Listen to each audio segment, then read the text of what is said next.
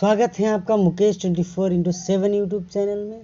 आज हम लोग एक किताब का समीक्षा कर रहे हैं जिस पुस्तक का नाम है हौसलों का सफ़र।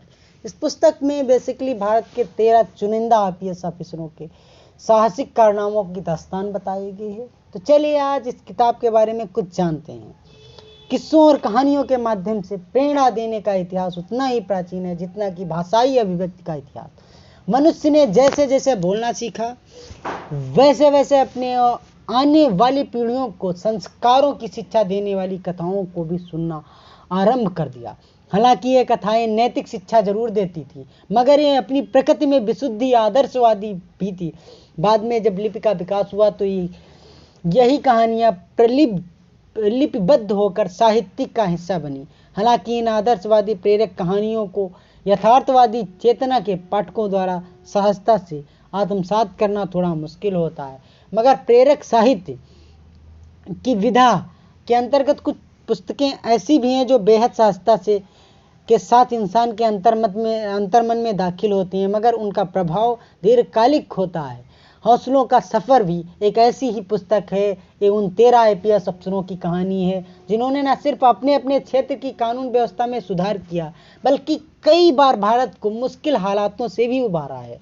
इन अफसरों में कुछ नाम ऐसे भी हैं जिन्हें हम बखूबी जानते हैं, जिनमें अजीत डोभाल, केपीएस गिल, किरण बेदी, के विजय कुमार, हेमंत करकरे आदि प्रमुख हैं। इसके साथ ही कुछ नाम ऐसे भी हैं जिनसे शायद नई पीढ़ी का कम परिचय है, जैसे B N Lahiri, K F Rustamji, Julio Francis Ribeiro, Prakash Singh, D Sivanandan, Arun Kumar, Meera Chadha Borwankar और आरएस प्रवीण कुमार।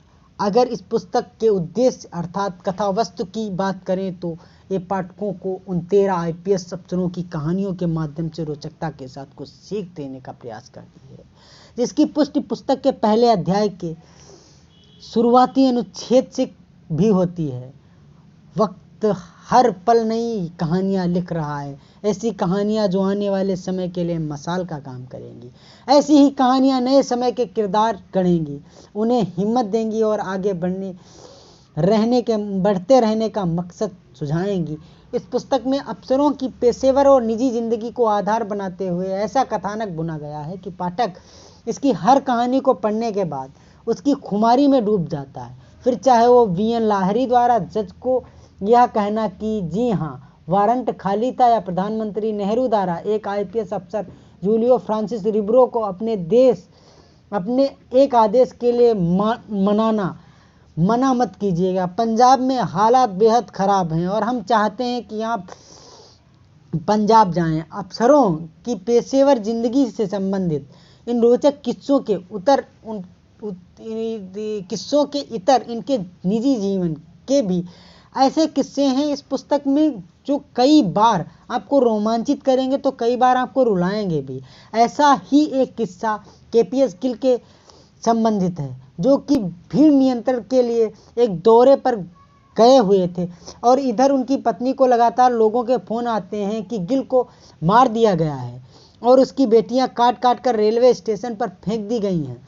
ऐसे हालात में अफसरों के परिवारजनों के मन में क्या विचार आते हैं, पुस्तक इन संवेदनाओं का मुकम्मल चित्रण करती है।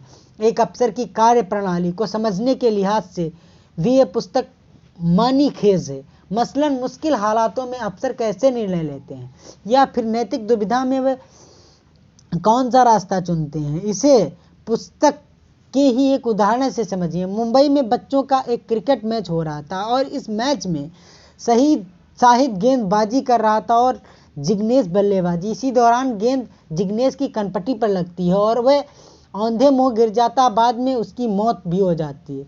इस घटना को सांप्रदायिक रंग भी दे दिया जाता है। बाद में जूलियो को इस मामले में के नियंत्रण के लिए भेजा जाता है और जूलियो अपनी सूझबूझ से बिना खून खराबे के भीड़ को शांत करा देता है।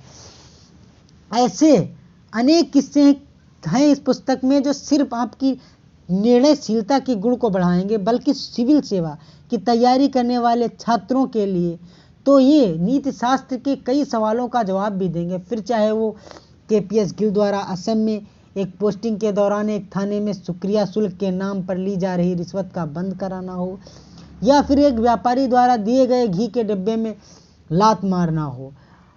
यह पुस्तक आज़ादी के बाद के भारत की कुछ चुनिंदा ऐतिहासिक घटनाओं और उस वक्त के माहौल से भी परिचय कराएगी।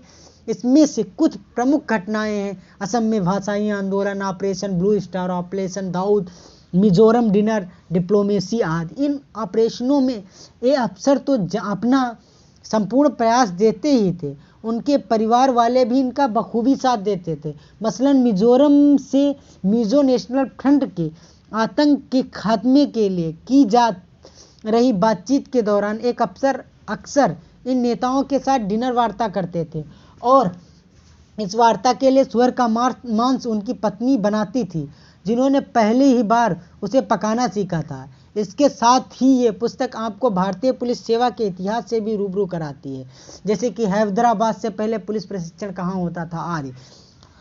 यदि इस पुस्तक की पात्र व्यवस्था पर बात की जाए तो इस पुस्तक में जिन 13 IPS अफसरों की कहानियां हैं वह सभी इस पुस्तक के मुख्य पात्र हैं। इसके साथ ही उन अफसरों के पेशेवर और निजी यात्रा के दौरान जो भी लोग इनके साथ जुड़ते गए उन सब ने भी इन कहानियों की पात्र संरचना में महत्वपूर्ण योगदान दिया। अगर इस पुस्तक की भाषा की बात करें तो यह अत्यंत सहज और बोधगम्य है, जिसे पढ़ते वक्त आपको एक बार भी किसी शब्द के अर्थ को खोजने के लिए गूगल की ज़रूरत नहीं पड़ेगी। और इसे उदाहरण से समझिए। IG का कार्यभार संभालने के लिए तीसरे दिन ही गब्बर सिंह ने बिल्कुल फिल्मी अंदाज में रुस्तमजी का स्वागत किया। तत्कालीन मुख्यमंत्री डॉक्टर KN काटजू भिंड ने के दौरे पर थे और तभी गब्बर सिंह ने 11 ग्रामीण की नाक काट ली थी। उन दिनों उसने देवी के सामने 116 लोगों की नाक चढ़ाने की मनौती मानी हुई थी। इस पुस्तक का वातावरण भी अत्यंत सघन है, फिर चाहे वह पुलिसिंग की कार्यप्रणाली हो या सामाजिक, राजनीतिक, आर्थिक माहौल। इसे पढ़ने के दौरान आप लगातार इन घटनाओं का हिस्सा बनते चले जाते हैं। एक अफसर किन किन मना स्थितियों से गुजरता है, इसे भी आप इस पुस्तक को पढ़कर समझ पाएंगे।